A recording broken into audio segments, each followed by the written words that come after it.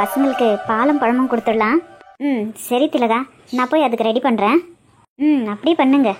அம்மா, காலையிலேருந்து இந்த ட்ரெஸ்லேயே இருக்கிறது கசகசன்னு இருக்கு. ட்ரெஸ்ஸை மாற்றிடுறானே. அம்மா, நானும் மாத்துறேன்.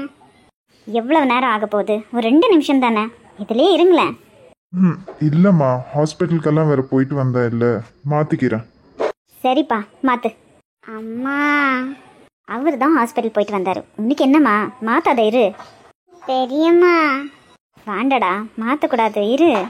சாரி, அவுந்து விழுகிற மாதிரி இருக்கு, ப்ளீஸ். சரிடா, அப்போ போய் மாற்றிக்கோ. அண்ணி தப்பாக நினைக்க வேண்டாம், அவளுக்கு பழக்கம் இல்லை, அதுதான். இருக்கட்டும், சின்ன பிள்ளை தானே, மாற்றின்னு வாங்க போங்க. அதோ அந்த ரூம் பக்கத்தில் ஒரு ரூம் இருக்க பாருங்க, அதில் போங்க, அதில் மாற்றிக்கங்க. சரிங்க அண்ணி. வாமா சித்ரா அக்கா, நீங்களும் வாங்க. என்ன அப்படி பார்க்குற? ஒன்றும் இல்லை, கல்யாணம் ஆனதுலேருந்து ஒரு வார்த்தை கூட பேசவே இல்லையே என்கிட்ட. என்கிட்ட ஏதோ பேசணும்னு தோணலையா? அப்படி இல்லைடா, கல்யாணம் ஆன உடனே ஆண்டிக்கு அப்படி ஆயிடுச்சா, அந்த பதட்டத்தில் என்னால் எதுவும் பேச முடியல. இனி என்ன, என் கூடவே தான் நான் இருக்க போகிறேன். 24 மணி நேரமும் பேசிக்கிட்டே இருக்கலாம்.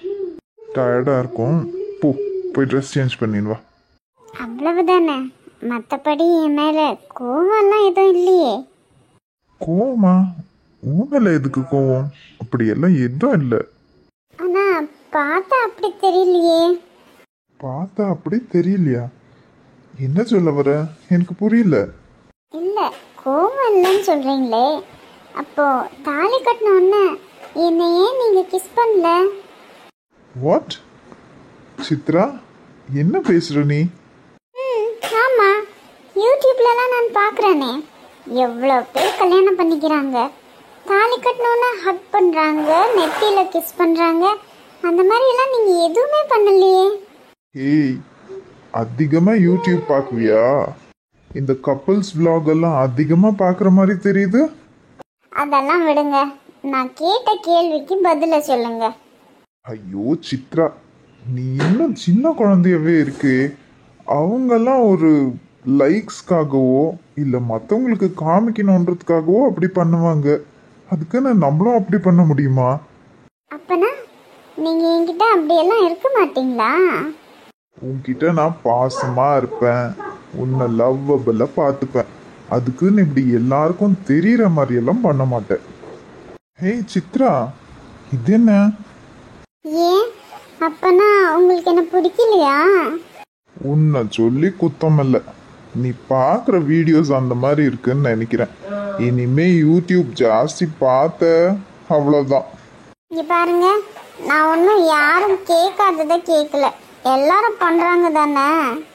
இப்போ கூட பாருங்க, என்ன இப்படி வீட்டில் வரும்போது தூக்கின்னு வருவீங்கன்னு பார்த்தேன். அப்பாடி, இப்போ சொன்னியே, எங்கள் அம்மா முன்னாடி சொல்லியிருந்துக்கணுமா இருந்துச்சு. நீ எங்கள் அம்மா அங்கேயே தலை சுற்றி விழுந்திருக்குவாங்க. அப்படி என்ன யாரும் கேட்காதது கேட்டுட்டேன், போங்க. உங்களுக்கு என் மேலே பாசமே இல்லை. ஹேய் சித்ரா, நீங்கள் லவ் பண்ண பொண்ணை ஏன் நினச்சிட்டு இருக்கீங்க? அதுக்கு தான் என் மேலே உங்களுக்கு கொஞ்சம் கூட பாசமே இல்லை. ஏய் சித்ரா, நில்லுடி. என்ன சொன்ன? நான் அவளை நினச்சிக்கிட்டு இருக்கேன்னு உனக்கு தெரியுமா? இல்லை, அது வந்து உன்கிட்ட எதுவுமே மறைக்க கூடாதுன்னு எல்லாத்தையும் சொன்ன பாரு. என்னதான் சொல்லணும்? நான் ஒரு பைத்தியக்காரன்டி. இந்த விஷயத்த நான் உன்கிட்ட சொல்லாமையா இருந்திருக்கலாம் தானே. ஆனா உன்கிட்ட உண்மையா இருக்கணும்னு தான் இந்த விஷயத்த சொன்னேன். இல்லைங்க, அது நான் தெரியாம. என்ன தெரியாம? இன்னொரு முறை அவளை பத்தி நீ ஏதாச்சும் பேசின அப்புறம் பார்த்துக்கோ.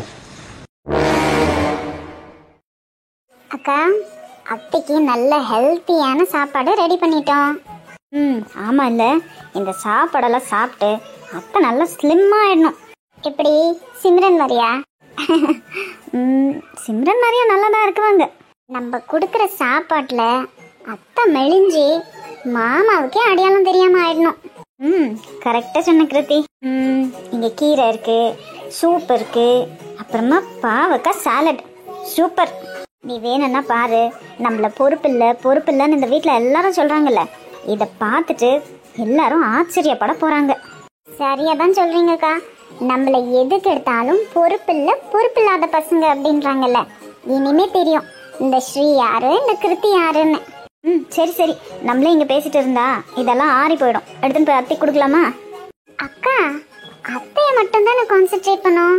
அந்த 2 பாட்டிங்களுக்கு இதுதான் நிறைய செஞ்சு வச்சிருக்கோம்ல, அவங்களுக்கும் இத்தையே போட்டு தள்ளலாம். சரி, நம்மளுக்கு நம்ம ஸ்விக்கில ஆர்டர் போட்டுக்கலாம்.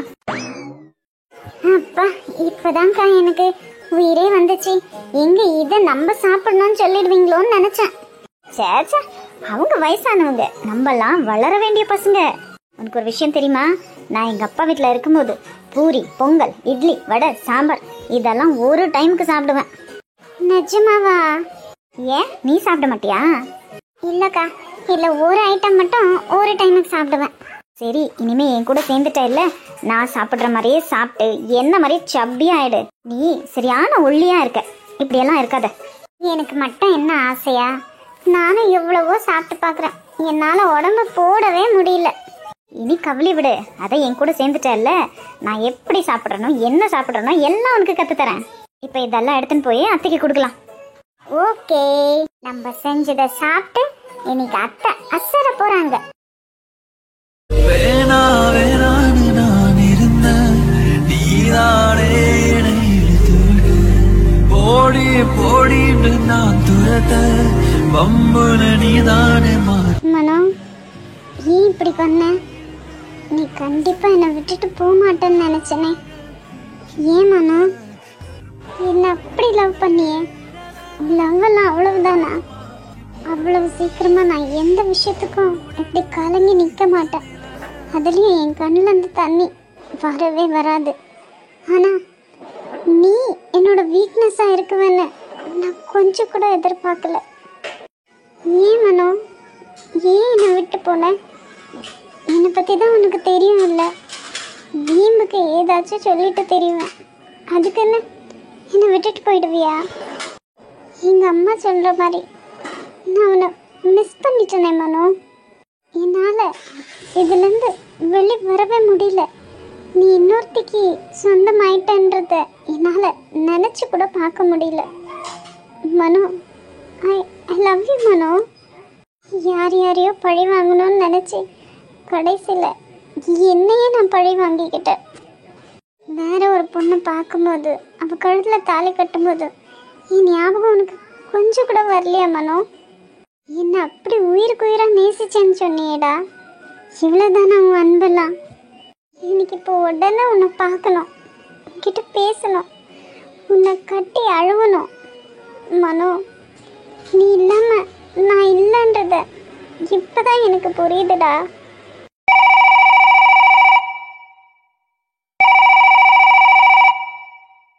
அப்பா, என்னப்பா, என்ன ஆச்சு? உடம்புக்கு ஏதாச்சும் முடியலையா? ஹாஸ்பிட்டல் போகலாமா? அதெல்லாம் ஒன்றும் இல்லை முத்து, உடம்புக்கு என்ன, நல்ல குத்துக்கல்ல மாதிரி தானே இருக்கேன், மனசு தான் சரியில்லை. என்னப்பா, என்ன இருந்தாலும் என்கிட்ட சொல்லுங்க, நீங்க வருத்திக்காதீங்க, அப்புறமா உங்களுக்கும் உடம்பு முடியாம போயிடும். இனி நான் இருந்து என்னப்பா செய்ய? ஒன்றுக்கும் உதவாத அப்பாவா ஆயிட்டனே. அப்பா, ஏன்ப்பா இப்படியெல்லாம் பேசுறீங்க?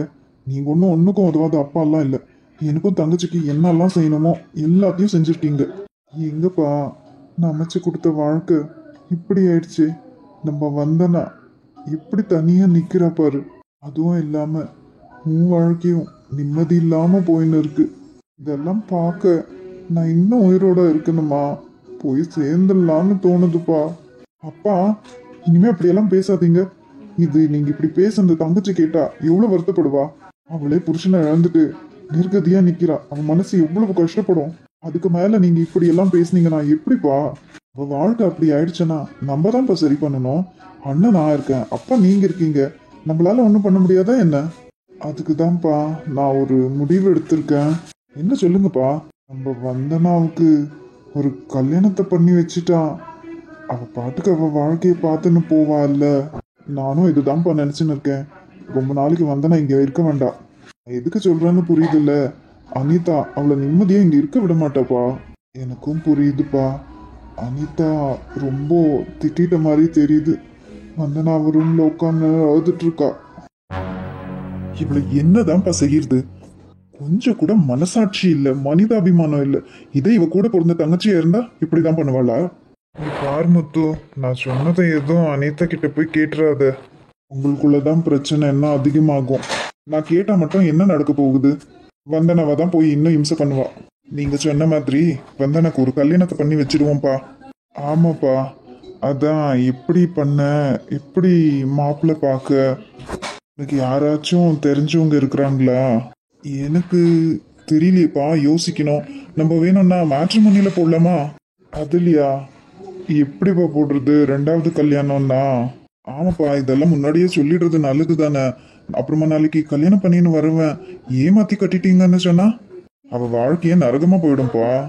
சரிப்பா, நல்ல பையனா இருந்தா போதும். இவ்வளவு வரதட்சணை வேணும்னாலும் தரலாம். என்கிட்ட சொல்லிட்டீங்கல்ல, நான் பாத்துக்கிறேன். தங்கச்சிக்கு ஒரு நல்ல வாழ்க்கை அமையும். நீங்க எதை பத்தியும் கவலைப்படாதீங்க. உங்களுக்கு கூடிய சீக்கிரத்துல ஒரு நல்ல இடத்துல நல்ல வாழ்க்கை அமையும். அப்படி அமைஞ்சிட்டா போதும்பா, நான் நிம்மதியா கண்ணை மூடிடுவேன். அப்பா, இப்படி எல்லாம் பேசாதீங்க. அவ கல்யாணம் முடிஞ்சா போதுமா? அவ குழந்தைங்களெல்லாம் பார்க்க வேண்டாவா? அந்த குடுப்பனா இருந்தா அதை விட ஒரு பெரிய சந்தோஷம் எனக்கு வேற என்ன இருக்குப்பா? கண்டிப்பா எல்லா குடுப்பனையும் இருக்கு. ஏதோ நினைச்சு கவலைப்படாம இப்ப போய் படுங்க. சரிப்பா. இப்போ எப்படி யாரை பிடிக்கிறது?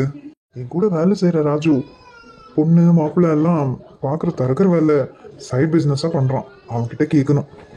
நாளைக்கு வேலையா இத்தான் பண்ணணும். என்னத்த இப்படி கோவப்பட்டு போறா? வீட்டை விட்டு போயிடுவாளா? அப்புறமா தமிழ் என்ன ஏதானு சொல்ல போறான்? உங்களை ஏன் அத்தை சொல்ல போறாங்க? நீங்க எதுக்கு இப்படி பயப்படுறீங்க? இல்ல ஸ்வேதா, நான் திட்டுன அன்னை இவ போய் தமிழ்கிட்ட ஏக்கத்தப்பா சொல்லிட்டா. சொன்னா சொல்லின்னு போட்டோம். நீங்க ஏன் உங்க பையனுக்கு இப்படி பயப்படுறீங்க? அதுக்கு இல்ல, அப்புறமா என் பையன் என்ன வெறுத்துற போறான்? எது ஆனாலும் சரி, எனக்கு என் பையன்தான் முக்கியம். அப்போ நான் உங்களுக்கு முக்கியம் இல்லையா? ஐயோ, அப்படி சொல்லல. நீங்க 2 பேரும் எனக்கு முக்கியம்தான். இவ போற வேகத்தை பார்த்தா எப்படியும் மூட்டை முடிச்சோட வீட்டை காலி பண்ணின்னு போயிடுவான்னு தான் நினைக்கிறேன். அப்படி ஆனா சந்தோஷம்தான். எந்த சண்டையும் வர வைக்காம போனா சரிதான். என்னத்த இப்படி பயப்படுறீங்க? சண்டைன்னு இருந்தா சட்டை கிழியதான் செய்யும். இப்படியெல்லாம் பயந்தா வேலைக்கு ஆகாது. என்ன பாருங்க, எதுக்கும் துணிஞ்சு நிக்கிறேன். நீ நிக்கவாமா? இங்க ஏதாச்சும் ஒன்னு ஆச்சுன்னா உங்க அப்பா அம்மா கூட உங்க வீட்டுக்கு போயிடுவேன். நான் எங்க போட்டோம்? நீங்களும் வாங்க நம்ம கூட. என்ன வேணி, சத்தமெல்லாம் பயங்கரமா இருந்துச்சு. ஆமா அண்ணி, பண்றதெல்லாம் பண்ணிட்டு தப்பே பண்ணாத மாதிரி பேசுறா. பாத்தியா, அன்னைக்கு என் பொண்ணு அவங்க கூட போந்தால தெரிஞ்சிச்சு. இல்லனா இவ வேலைலாம் நம்மளுக்கு தெரியுமா? என்னம்மா சத்தம் ஜாஸ்தி கேட்டுச்சா என்ன?